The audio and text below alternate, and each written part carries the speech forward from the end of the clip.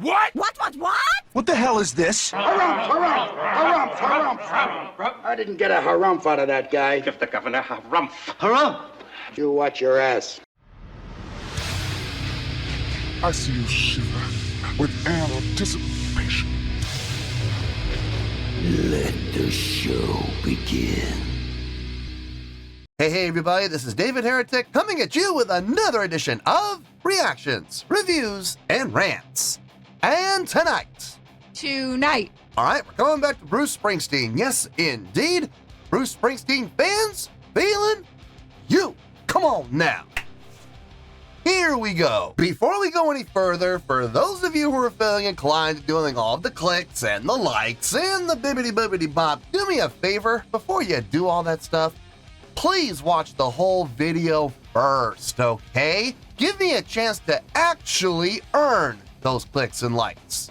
Now, after the video's done, if you still feel like doing all those clicks and likes, then by all means, feel free to click away. This comes as a request from JFK, and this is actually one of JFK's 3 prioritized requests for the month of April for being a gold tier member on the Patreon page. So, here you go, JFK. Hope you enjoy the show, man. JFK wanted to see me react to this. It is Bruce Springsteen with a tune called Spare Parts. Now, have I heard this song before? No, I have not. To the best of my knowledge, this does not resonate with me in any way, shape, or form. However, there's always a possibility I may have heard this song in passing and I just don't realize it. So as always, if I start listening to the song and I suddenly go, wait a second, hold it, yeah, this sounds familiar, I'll let you know. That's the truth. You know me, I'm going to be honest with you guys. Let's see, this was posted by Bruce Springsteen, no surprise there. And the video has 427,000 views. It'll get you there. Other than that, there's really nothing else left to say. A link to the original video will be down below in the video description for your viewing pleasure at your leisure. Let's get started. What do you say? Are you ready? Are you ready? Because here we go. All right, here we go. Bruce Springsteen, Spare Parts, DVD version. All right, let's do this. All right, boy, let's do this.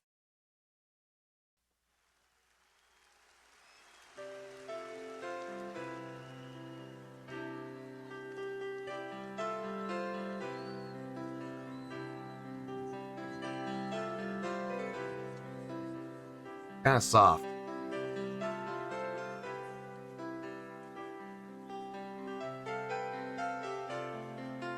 Hope y'all can hear it.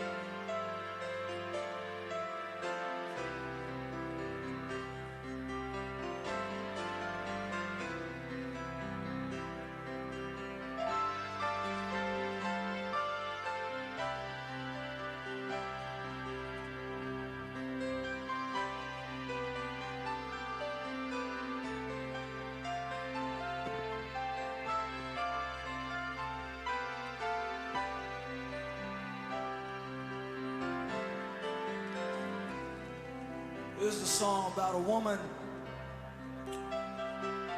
struggling to understand the value of her own independent existence, the value of the life of her child. Put down her old dreams, the parts of her past that are keeping her down. trying to find something new and beautiful and meaningful in her life today.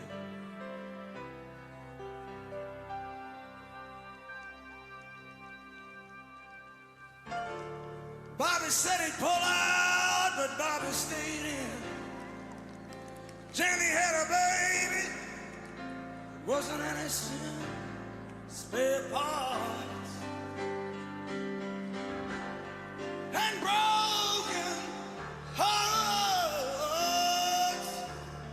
keep a dirty world turning around.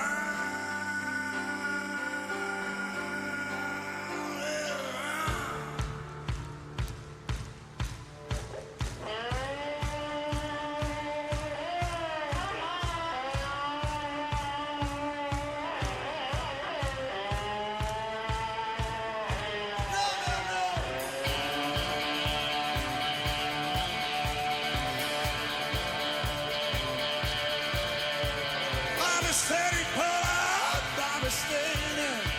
Jenny had a baby, was in his hand. All right, now it sounds like we're fully kicked in now.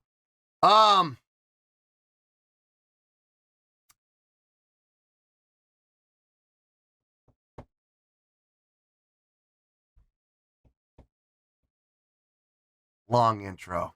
Let's just call a spade here, okay? The intro was long. I get it. This is a live setting. They want to fill out the time. You know, I get it. You know, you always want to give the crowd, you know, their money's worth. And I know Bruce is notorious for that. He's famous for that. And I absolutely get it and I respect it. But at the same time, almost 3 minute long introduction. There's other ways you can give the crowd their money's worth. You could do another song.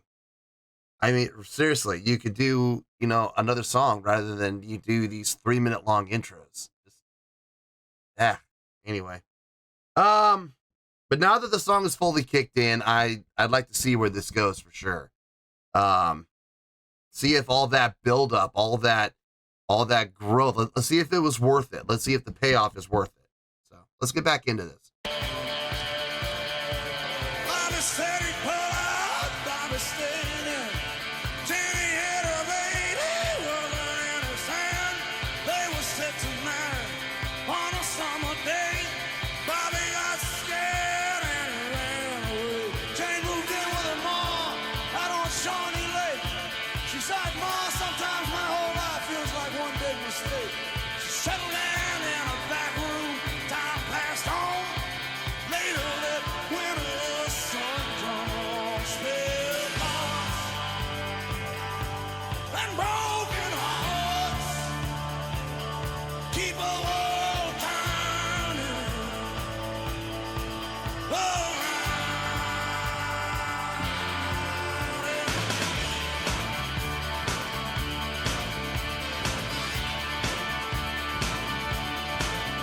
Now Janie walked that baby across the floor night after night. She was a young girl and she missed the party lights. Meanwhile in South Texas, in a dirty oil patch, Bobby heard about his son being born, swore he ain't ever going back. Spare and broken hearts keep a world turning around, round, round. Janie heard about a woman over Calverton with a baby in the river, let the river roll on. She looked at a boy in that crib where he lay, got down on her knees, cried till she prayed. Blisters on the wall, low on the tide. Janie held her son down at the riverside, waist deep in the river, how bright the sun shone. She nestled in her arms and carried him home. As he lay sleeping in her bed, she took a look around at everything, went to a drawer in her bureau, got out her old engagement ring, took out her wedding dress, tied that ring up in a sash, went straight down to the pawn shop for some good cold cash.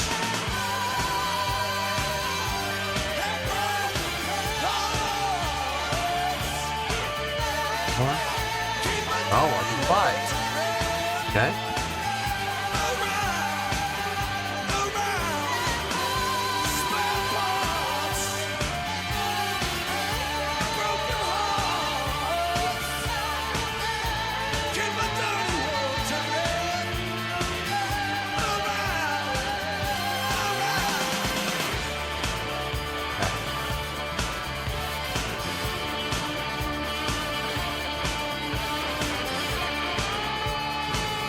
Just let it run.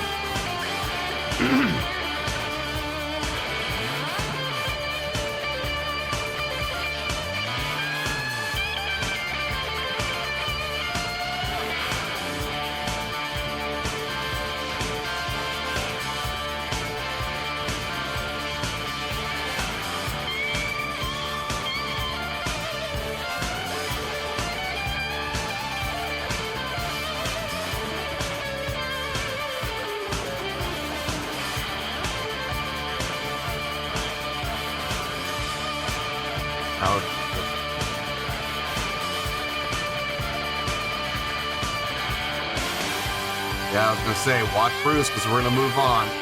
Yep. Watch Bruce for the cues.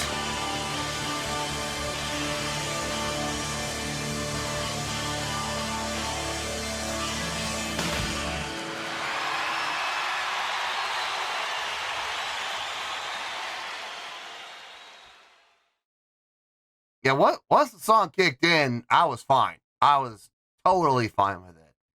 That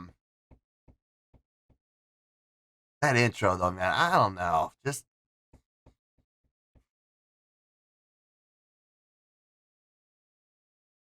I gotta think about it. I'm not sure if the intro was worth it. I don't know if the intro was. I mean, don't get me wrong, the payoff was nice. It was nice when the payoff happened. It was good, but I don't know. Just an almost 3-minute long intro. I gotta think about it. Let me get my thoughts together. I'll see you in the review, and we'll talk about it. Well, there you go, folks. That was Bruce Springsteen with Spare Parts. This was a request from JFK, and this was actually one of JFK's 3 prioritized requests for the month of April for being a gold tier member on the Patreon page. So there you go, JFK. Hope you enjoyed the show. I had to think about this. I had to take a lot of things into consideration. Now, the good news is, everything I took into consideration, I was able to kind of compress down into 4 or 5 things. So we're not going to be here for 30 minutes, okay? I can promise you that. More than likely less than 10, if I'm being honest. There was a lot of compression, a lot of, generalizing. So we should be out of here under 10 minutes. We'll have to wait and see how this goes, though, because you know me. Sometimes I get off on a tangent. Next thing you know, we're here for 20 minutes. So we'll see what happens. Let's start with the score, and we'll go from there. On a scale of 1 to 10, I'm going to give that overall presentation a 7.2. Yep, 7.2. I feel good about that score. Let me tell you why. Why? Okay. First things first, the 7.2. What does that mean? Well, a 7.2 would translate to a really good skill rating. So overall, I think this was a really good presentation. It would also get 4 to 5 stars and a B letter grade. Yeah, B as in boy. So there you go, a 7.2, really good skill rating, 4 to 5 stars, and a B letter grade. Now, how did I come up with that score? So glad you asked. Okay, once the song kicked in, like at the 3.5 minute mark, like once things got turned up, we were fine. I enjoyed everything I heard. The song based around E minor, which I really enjoyed. Really moving around in a, how should I say this? It was a blues song without being blues. It really focuses around the usage of the 1, the 4, and the 5. Now, there were some other notes thrown in there too. I heard the 7 thrown in there as well.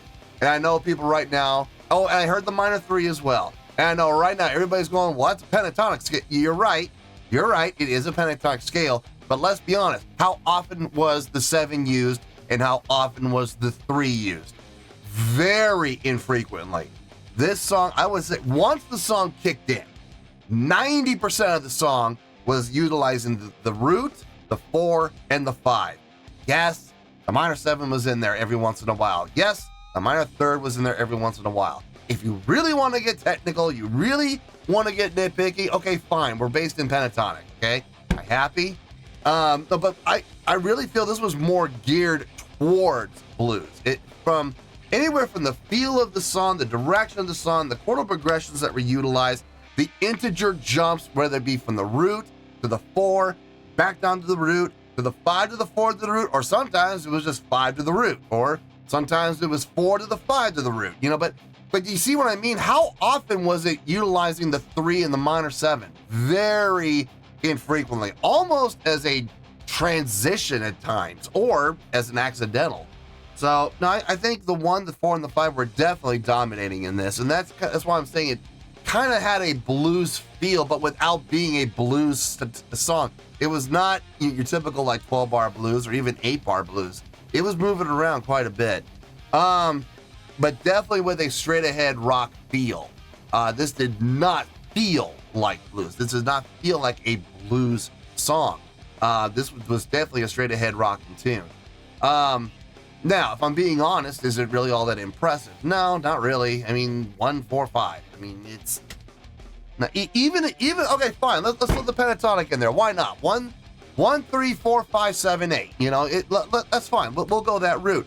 Is that impressive? Not really. No. I mean, how many other bands out there we heard that follow that same formula? You know, there's a lot of bands that do this, and to be honest with you, they do it more impressively than this.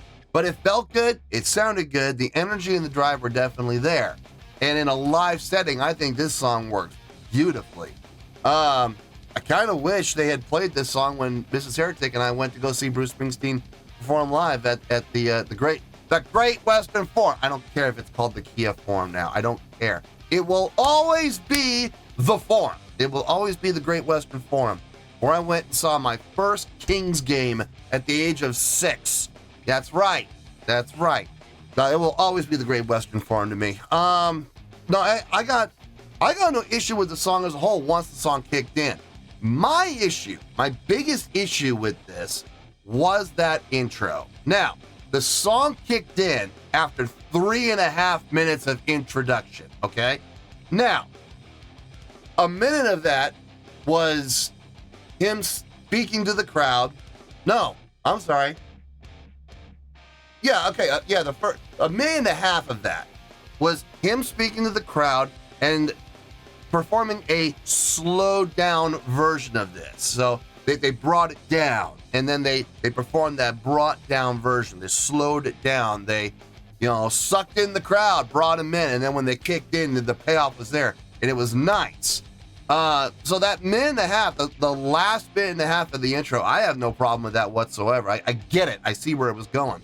And to be honest with you, the first 2 minutes of the piano solo, what he was playing was fine. It sounded good, but did it have to be 2 minutes? I mean, we could have cut that in half.